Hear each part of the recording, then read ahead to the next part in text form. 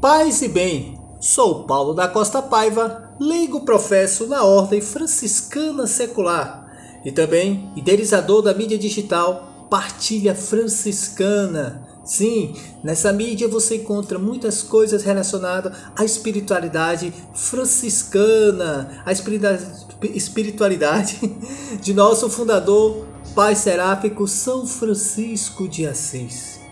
Lá você encontra artigos, você encontra histórias de santos, você encontra vídeos, curiosidades sobre a nossa mística franciscana, mais precisamente dos penitentes terceiros, da Ordem Terceira. E também faço um convite a vocês a conhecer as nossas fraternidades espalhadas pelo mundo afora. Sim, estaremos sempre de braços abertos para acolhê-los. Você que é leigo, que é casado, solteiro, viúvo, idoso, jovem, criança e que situação você se encontra? Estamos de braços abertos. Estamos de braços abertos para, junto com vocês, evangelizar, anunciar Cristo da maneira da nossa escola franciscana, da maneira de São Francisco de Assis, na alegria, na humildade, na simplicidade. Hoje vamos dar continuidade aos vídeos relacionados ao primeiro século do franciscanismo, um pouco atribulado, tenso, mas que foi superado e nos fortaleceu cada vez mais a nossa família franciscana. Hoje vamos falar de um assunto muito delicado, de uma heresia que surgiu entre alguns grupos franciscanos, que seria a influência do joaquinismo. Eu já tinha falado alguma coisa por alto sobre esse joaquinismo, um movimento muito violento que houve, algo contraditório, podemos dizer, com o franciscanismo. Se você pode se contextualizar numa obra muito interessante, uma obra que se tornou um filme, O Nome da Rosa. Fala de um grupo que foi influenciado por esse movimento, o joaquinismo. Então vamos lá? Começar aqui. Após a morte de São Boaventura, instalou violentamente a questão dos espirituais, que transpôs a limiar das fronteiras do franciscanismo para se transformar no fenômeno de âmbito eclesial. A primeira confrontação dos religiosos zelantes contra os da comunidade já se tinha verificado durante o governo de Crescêncio de Lese, vindo progressivamente a evolumar-se até que atingiu proporções de autênticas insurreições, de separação da ordem e de rebelião contra a sé apostólica.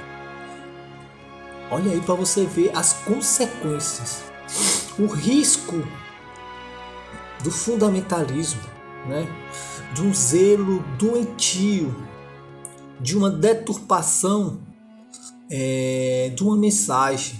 Infelizmente isso acontece. Não aconteceu somente dentro do franciscanismo. Isso acontece até hoje dentro das religiões.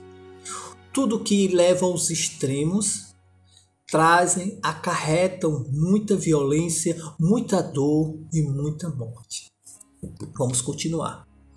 A fundamentação teológica da corrente dos espirituais encontra-se, de certo modo, na concepção escatológica do abade Joaquim de Fiore,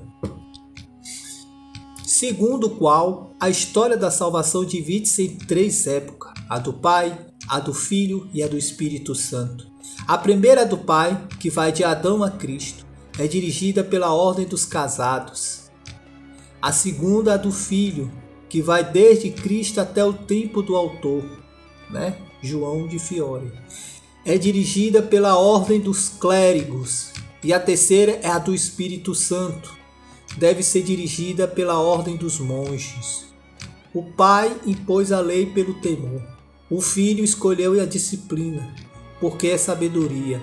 O Espírito Santo desencadeou a liberdade, porque é amor.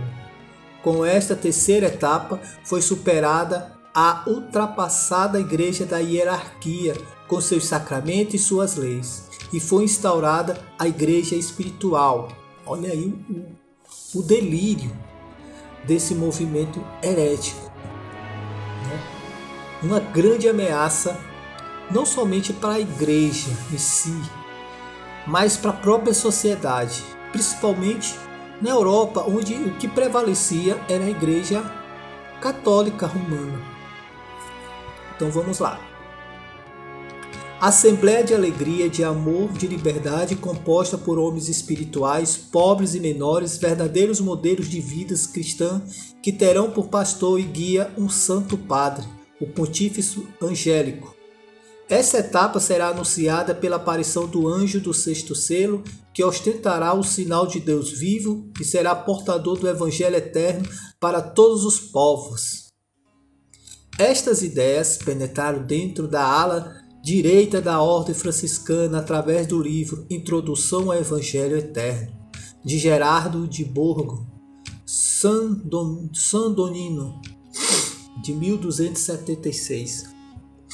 Muitos dos espirituais viram em São Francisco o anjo do Senhor, do selo, assinalada com os estigmas e portador do Evangelho Eterno, que seria a regra.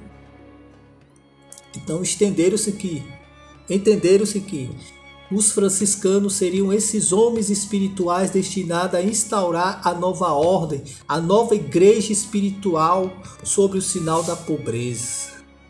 Os espirituais passam agora a ser os que, pertencendo à igreja espiritual, se opõem à hierarquia adquirida. Assim, esta denominação, um novo sentido. Como eu falei, na obra de Humberto Eco, O Nome da Rosa, e também no filme, fala assim alguns detalhes sobre um grupo de franciscanos, né, conhecido como os Fraticelli. Então eles beberam muito dessa heresia de Joaquim de Fiora, né? Que é o joaquinismo. Então o que é que acontece?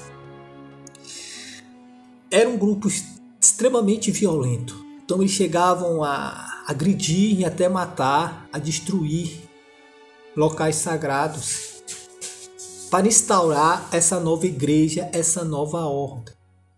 O joaquinismo foi perseguido e combatido, né? Perseguido para não causar mais tanta destruição, tanta dor e tanta morte. No filme, esses frades se esconderam dentro de um convento beneditino, né? E lá viviam como um religioso comum, mas eles se fugiam do próprio clero em si, né? E foram descobertos e tudo. Aí eu até recomendo vocês lerem essa obra de Humberto Eco, O Nome da Rosa, e também o filme, né? Muito interessante. Mas que retrata a igreja naquela época. Existiam essas certas heresias, uma deturpação do evangelho. Por isso que muitas das vezes o receio da igreja dá esse livre acesso a certas pessoas, porque ia ter uma deturpação do evangelho. Então a igreja tinha uma responsabilidade muito grande com o magistério, com a doutrina, com a palavra, né? Isso a gente vê também quando surgiu a reforma. Depois que Lutero conseguiu o que queria, o movimento protestante se fragmentou de uma forma que hoje existe milhares de igrejas, milhares de pensamentos e correntes cristãs, protestantes, evangélicos, mas que às vezes tem muita deturpação, muita coisa bizarra, muita coisa tosca, muita coisa totalmente em contradição com a essência do evangelho, algo que a igreja católica buscou zelar, né? Apesar de alguns erros, de alguns excessos, mas ela buscou ter esse cuidado. Então, esses grupos heréticos era por deturpação, por um fundamentalismo cego da palavra.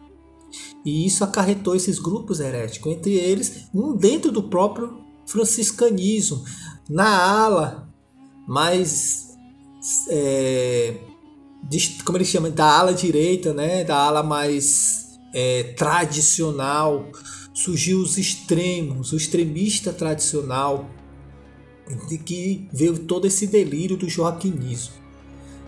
Mas que essa história foi superada, graças a Deus. Acredito que muitos de vocês não conheciam esse movimento. Recomendo que pesquise, né? Que é interessante a gente conhecer todas as fases da família franciscana, como foi superada, né? Então, como é de costume, meu Deus, como é de costume, eu tenho que fazer uma leitura, uma passagem de Nosso Pai Seráfico, né? Então me deu um minutinho que eu deixei lá dentro da capelinha, eu venho já.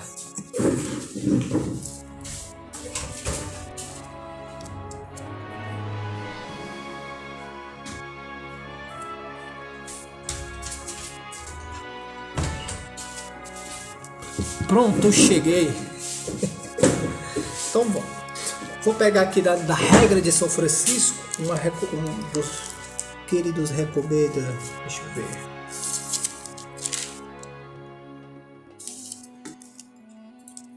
Pronto, esse daqui.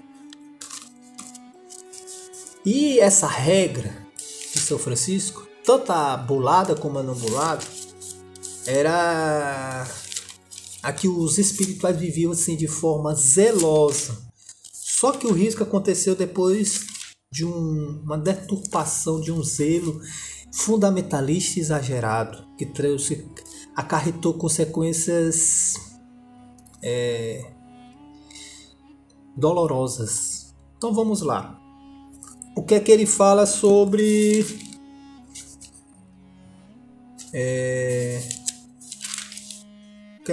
pronto.